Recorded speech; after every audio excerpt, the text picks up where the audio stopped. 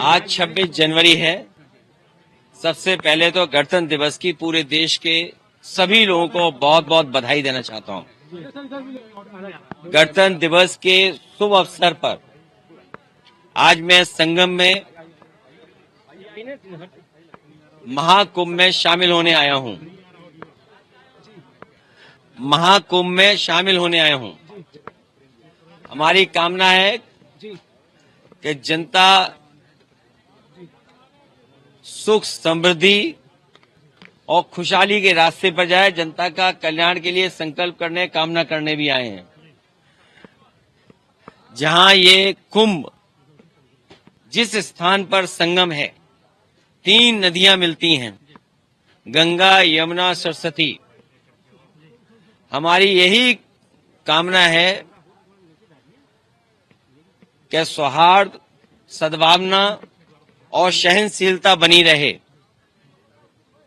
महाकुंभ के आयोजन में ये पौराणिक है कि बिना बुलाए और अपने आप सब लोग आते हैं। अपनी व्यक्तिगत आस्था है उनकी सबकी। आज हमें भी मौका मिला है। मैं आज महाकुंभ में स्नान कर करके जा रहा हूं। मैंने 11 डुबकी लगाई है। सर, अखिलेश योगी जी ने कहा यूपी का बंटवारा नहीं होना चाहिए, क्या कहेंगे आप? देखिए, बंटवारे और नकारात्मक राजनीति के लिए जगह नहीं है। आज कुंभ का तो यही संदेश होना चाहिए, सकारात्मक संदेश होना चाहिए।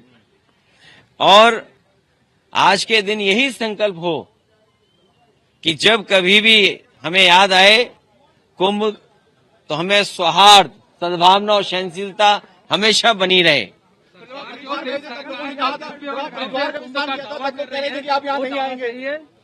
देखिए, गंगा में स्नान और त्योहारों के दिन स्नान, जिस दिन मैंने वहां पर हरिद्वार में स्नान किया था, उस दिन भी एक त्योहार था। बहुत बड़ा त्योहार है। भारत देश के लोग कोने कोने में अलग अलग नाम से इस त्योहार में शामिल होते हैं। उस दिन हरिद्वार में स्नान किया था और आज संगम में स्नान करने का मुझे मौका मिला है। योगी जी कह रहे हैं बुलडोजर चलता रहेगा, नहीं रुकेगा बुलडोजर। देखिए, बुलडोजर चले नहीं चले, सरकार कैसे बचेगी? जब सरकार ही नहीं होगी तो बुलडोजर किसके पास होगा? संकल्प यही है कि सौहार्द बना रहे, सद्भावना बनी रहे, सहनशीलता हो, और जो भी स्नान हो सहनशीलता के साथ स्नान होना चाहिए।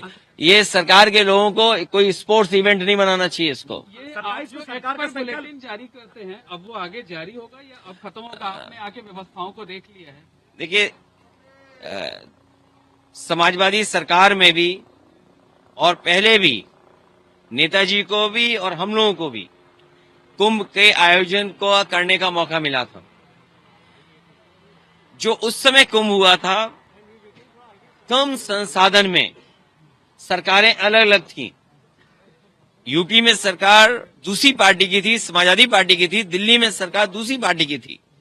लेकिन उसके बावजूद भी कम संसाधन में 800 और 1300 करोड़ में वो महाकुंभ या कुंभ से जो 12 साल बाद होता है, वो कुंभ कराया गया था। सर, पहले और आज तो सुनने में आ रहा है कि 7,000 करोड़ 10,000 करोड़ खर्च हो रहा है। अगर यहाँ लोगों को असुविधा हो रही है चलने के लिए, मैंने खुद अपनी आंखों से देखा है कि बुजुर्ग, जो महिलाएं हैं, जो पुरुष हैं, वो कितनी दूर से चल करके आते हैं।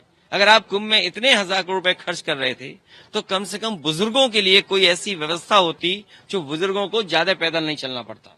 और फिर जैसे हम हैं वीआईपी या और हैं वीआईपी या और सम्मानित लोग जब आए, तो कम से कम व्यवस्था ऐसी होनी चाहिए, पूरे कुंभ को पता लगे कि हाँ, आज कोई वीआईपी है जिसकी वजह से ये व्यवस्थाएं बहुत अच्छी चल रही हैं। मतलब आप डुबकी लगाकर भी निशाना साध रहे हैं? नहीं, देखिए, डुबकी ये लगाकर भी सियासी निशाना साध रहे हैं। अरे भाई, ये बताओ, माँ गंगा के किनारे लोग झूठ बोल रहे हैं।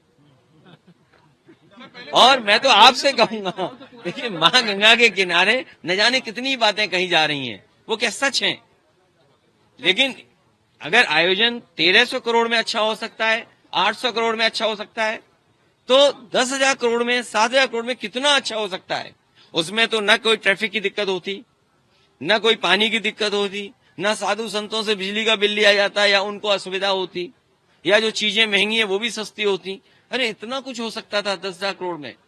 और फिर तो दिल्ली की सरकार भी उनकी है और वो भी अर्थव्यवस्था कहाँ पहुंच रही है, तो 10,000 करोड़ और मांगने चाहिए। हमारी मांग है उत्तर प्रदेश सरकार को दिल्ली सरकार 10,000 करोड़ और रुपए दे, महाकुंभ जिससे महाकुंभ के आयोजन के लिए, जिससे यहाँ की ट्रैफिक व्यवस्था अच्छी हो, बुजुर्ग हो, महिलाएं हो, बच्चे हो, उनको बहुत दूर से अपने सर पर, अपने कंधे पर सामान रख करके न लाना पड़े, कोई सुविधा हो जिससे यहीं पर आ जाएं। और साथ ही साथ दिल्ली सरकार जहाँ बजट दे 10,000 करोड़, और वहीं ये जो किला है वो भी उत्तर प्रदेश सरकार को दे दे, ट्रैफिक जाम क्योंकि में यहाँ परंपरा ये है कि लोग दान कर करके जाएं।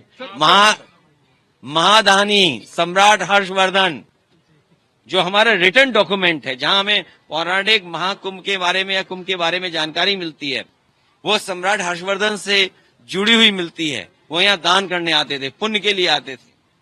हम भी आज आए हैं, डुबकी लगाए हैं। सौहार्द हो, सद्भावना हो, सहनशीलता बनी रहे, लोगों की खुशहाली हो, जनता का कल्याण हो, हमारा देश तरक्की करे, समाज आगे बढ़े, हमारा गणतंत्र मजबूत हो, ये सब चीजों को लेकर के यहाँ पर नेताजी की जो मूर्ति लगाई गई है वहाँ पूजा हो रही है और तमाम संत महात्मा उस पर सवाल उठा रहे हैं। देखिए, नेताजी की प्रतिमा लगाने के लिए मैं बधाई देना चाहता हूं और सरकार से कहूंगा कि सभी साधु संतों की उतनी ही तस्वीर लगे जितनी सरकार ने अपनी तस्वीर लगाई है। सर, बीजेपी ने कहा, योगी जी ने कहा कि 2024 में इंडी गठबंधन ने विदेशी पैसों का दुष्प्रचार किया, तभी वो इतनी सीटें पा पाए।